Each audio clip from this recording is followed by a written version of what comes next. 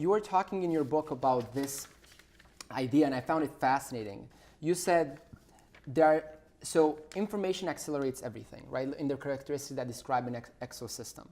And you said there's companies like Google, Facebook, Amazon that basically they have so much information, which builds a defensible business for them, and basically builds a winner-take-all kind of approach. So what do you think about that? Do you think we will be in 10 years, 15 years, we will be run by these 25 companies that basically are winner takes all, or do you think we'll be a more distributed, because they're information enabled right now?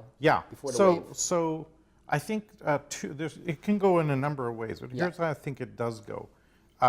And keep in mind that I tend to be an optimist around this stuff. Right? So I tend to find the slightly rosier picture around this.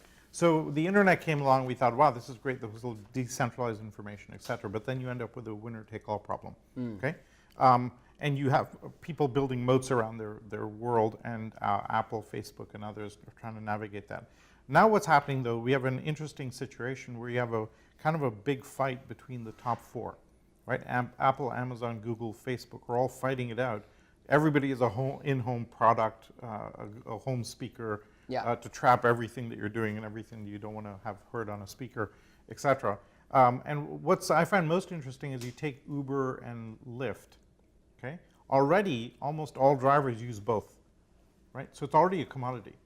So when we get to this next generation of products and services, we're finding they're commoditizing much more quickly. It's harder to build that moat. And so I'm more optimistic about where we go, that we'll end up a little more democratized than we thought. It's just that we have to get through this wave of navigating this pattern and the negative uses of it, like fake news and other things that are coming along that we just didn't anticipate, right? And people like to, it's easy to vilify Silicon Valley. And there is some major flaws there, but you know, it's hard to conceive that people could have weaponized it in the way that they did.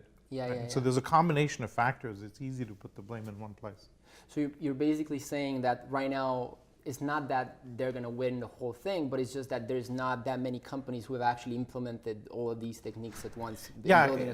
That's one, and I think, but now you've got enough companies that at scale that when Google or when Amazon announces the Echo, then very quickly Google and Apple and Facebook, and very quickly after that the Chinese companies have a bunch of them. And so now you have a whole basket of them, and now you've democratized it. And you've got enough competition in the marketplace that you lose the winner take all. And so it's very hard, it's much harder today to do it. The best way to do it is to create a market like that or an environment like that is watch what's happening in Silicon Valley and as quickly as possible copy Uber or Airbnb in your local country and get a network effect going there. And then they buy you for a chunk of money.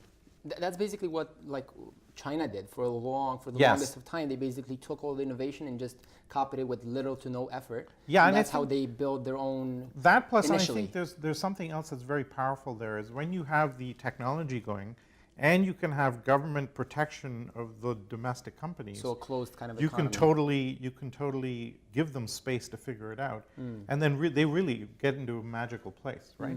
The other end of the scale is is Germany. Right, which is struggling with, all the countries are struggling with Google coming in and everybody using Google. But Germany has a particular problem that after World War II, they didn't want a national media platform. So there's no company in Germany, in the constitution, you're not allowed to have a national media company. But yet Google comes along. So you have the Berlin radio station, you have the Hamburg radio station, but they are not allowed to operate at a national level in the constitution. And they're sitting there going, we're stuck at a local level. Here comes Google, and we can't compete with that. So now we see some of the tensions of the globalized world with the local environment and the idiosyncrasies of history. No, it's very interesting. I was actually just researching this yesterday. There's only 4 places where Google doesn't own at least 80% of the market share, like South Korea, obviously China, and a couple of other places. It was fascinating to see.